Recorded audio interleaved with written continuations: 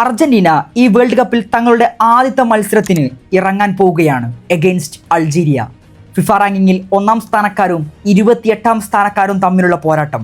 പക്ഷേ don't judge by the ranking of Algeria.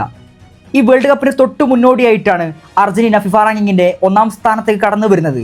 പക്ഷേ ചരിത്രത്തിൽ ഇന്നേ വരെ വേൾഡ് കപ്പിൻ്റെ 1-ാം സ്ഥാനത്ത് ഉള്ള ഒരു ടീം വേൾഡ് കപ്പ് നേടിയിട്ടില്ല എന്നൊരു ചരിത്രം ഇങ്ങനെ ഫ്രണ്ടിൽ നിൽക്കുമ്പോഴാണ് അർജന്റീന അൾജീരിയക്കെതിരെ ഇറങ്ങാൻ പോകുന്നത്. ആദ്യം തന്നെ ലിയണൽ മെസ്സിയുടെ ചില നേട്ടങ്ങളെക്കുറിച്ച് സംസാരിക്കാം. അർജന്റീനയ്ക്ക് വേണ്ടി തൻ്റെ 200-ാമത്തെ മത്സരമാണ് ലിയണൽ മെസ്സി കളിക്കാൻ പോകുന്നത്. അതുമാത്രമല്ല 6 വ്യത്യസ്ത ലോകകപ്പുകൾ കളിക്കുന്ന ചരിത്രത്തിലെ ആദ്യത്തെ താരമായി മെസ്സി മാറാൻ പോകുകയാണ്. മെസ്സിയാണ് ഓൾറെഡി ലോകകപ്പിൽ ഏറ്റവും കൂടുതൽ അപ്പിയറൻസ് നടത്തിയിട്ടുള്ളത്. 26 മത്സരങ്ങൾ വേൾഡ് കപ്പിൽ മാത്രം അദ്ദേഹം കളിച്ചിട്ടുണ്ട്. അതുമാത്രമല്ല മറ്റൊരു വലിയ റെക്കോർഡും കൂടി മെസ്സിയെ കാത്തു നിൽക്കുന്നുണ്ട്.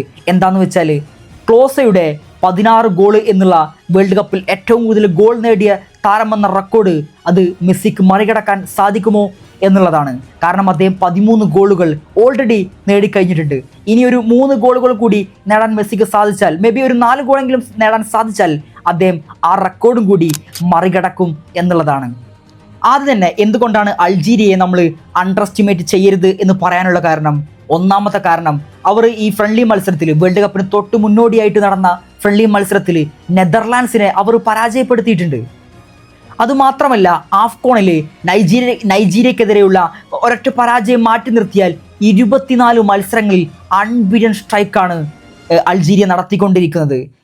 മറ്റൊരു സ്പെഷ്യലായിട്ടുള്ള കാര്യം എന്താണെന്ന് വെച്ചാൽ റിയാദ് മാറസിനെ പോലത്തെ, ഇബ്രാഹിം മാസയെ പോലത്തെ, മാത്രമല്ല സിദാൻ്റെ മകനായ ലൂക്ക സിദാൻ്റെ ടീമാണ് അൾജീരിയ. നെതർലാൻഡ്സിനെതിരെയുള്ള ആ ഫ്രണ്ട്ലി മത്സരത്തിൽ നമ്മൾ കണ്ടതാണ് ലൂക്ക സിദാൻ്റെ പെർഫോമൻസ് എന്താണ്. അദ്ദേഹം ഒരു കീപ്പറാണ്, അൾജീരിയയുടെ കീപ്പറാണ് ലൂക്ക സിദാൻ. 2014 ശേഷം ആദ്യമായിട്ടാണ് അൾജീരിയ വേൾഡ് കപ്പിൻ്റെ ഒരു ബിഗ് സ്റ്റേജിലേക്ക് കടന്നു വരുന്നത്. പക്ഷേ എങ്കിലും ഈ ഫിഫയുടെ ഇന്നോവേഷനിൽ 48 ടീമുകൾ ഉണ്ടായത് കൊണ്ടാണോ വേൾഡ് കപ്പിലേക്ക് അവർക്ക് യോഗ്യത നേടിയത്?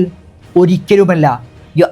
ആഫ്രിക്കയുടെ യോഗ്യത റൗണ്ടിൽ തങ്ങളുടെ ഗ്രൂപ്പിൽ നിന്ന് 1-ാം സ്ഥാനത്ത് പൂർത്തിയാക്കിക്കൊണ്ടാണ് ഫിഫ വേൾഡ് കപ്പിൻ്റെ 2026 അവർ യോഗ്യത നേടിയിരിക്കുന്നത്. ഇനി അർജന്റീനയും അൾജീരിയയും തമ്മിലുള്ള ഹെഡ് ടു ഹെഡ് നോക്കുകയാണെങ്കിൽ ചരിത്രത്തിൽ ഇന്നേ വരെ ആകെ ഒരൊറ്റ മത്സരത്തിൽ മാത്രമാണ് ഇവർ തമ്മിൽ ഹെഡ് ടു ഹെഡ് നേർക്കുനേർ വന്നിട്ടുള്ളത്.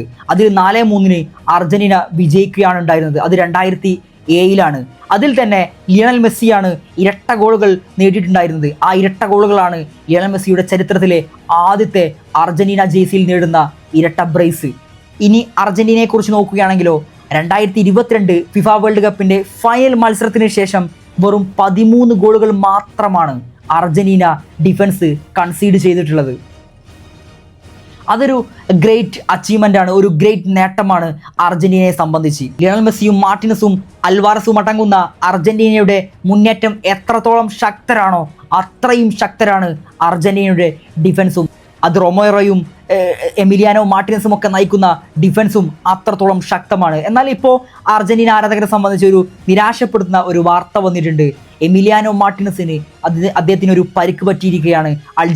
അൾജീരിയക്കെതിരെയുള്ള മത്സരം മേ ബി ചിലപ്പോൾ നഷ്ടപ്പെട്ടേക്കാം, ചിലപ്പോൾ അദ്ദേഹത്തെ പ്രതീക്ഷിക്കാം എന്നൊരു 50-50 ചാൻസാണ് അദ്ദേഹത്തെ സംബന്ധിച്ച് വരുന്ന വാർത്ത. മറ്റൊരു പ്രധാനപ്പെട്ട കാര്യം എന്താണെന്ന് വെച്ചാൽ ഫിഫ റാങ്കിങ്ങിൽ 1-ാം സ്ഥാനത്തുള്ള ഒരു ടീമും ഇതുവരെ വേൾഡ് കപ്പ് നേടിയിട്ടില്ല എന്നൊരു ചരിത്രം കൂടി അർജന്റീനക്ക് തിരുത്തി കുറിക്കേണ്ടതുണ്ട്. അൾജീരിയയുടെ ഈ സ്റ്റാറ്റ്സുകളെ കുറിച്ച് നമ്മൾ പരിശോധിക്കുമ്പോൾ അർജന്റീനക്ക് ഒരിക്കലും കാര്യങ്ങൾ എളുപ്പമായിരിക്കില്ല എന്നുള്ളതാണ്. വന്ന് അടിച്ചിട്ട് പോകാമെന്ന് അർജന്റീന കരുതുന്നുണ്ടെങ്കിൽ അതൊരിക്കലും നിസ്സാരമായിരിക്കില്ല. എതിരെ അൾജീരിയയാണ്, ആഫ്രിക്കൻ ശക്തരാണ്. അവരെ സംബന്ധിച്ച് ഒരു ഗ്രേറ്റ് സിറ്റുവേഷനിലൂടെയാണ് അവർ പന്തട്ടിക്കൊണ്ടിരിക്കുന്നത്. അതുകൊണ്ട് തന്നെ അർജന്റീനക്ക് കാര്യങ്ങൾ ഒരിക്കലും നിസ്സാരമായിരിക്കില്ല. ഫിഫ റാങ്കിങ്ങിൽ 1-ാം സ്ഥാനത്തുള്ള ഒരു ടീമും ഇന്നേ വരെ വേൾഡ് കപ്പ് നേടിയിട്ടില്ല എന്നൊരു ചരിത്രം കൂടി ഇങ്ങനെ ഫ്രണ്ടിൽ നിൽക്കുമ്പോൾ, തിരുത്തപ്പെടാതെ ഇങ്ങനെ ഫ്രണ്ടിൽ നിൽക്കുമ്പോൾ അതും കൂടി മാറ്റിക്കുറിക്കണം. അർജന്റീന ഒരിക്കൽ കൂടി വേൾഡ് കപ്പ് നേടുമെന്ന വിശ്വാസത്തിൽ അർജന്റീന അൾജീരിയക്കെതിരെ ആദ്യ മത്സരത്തിന് വേണ്ടി ഇറങ്ങാൻ പോവുകയാണ്.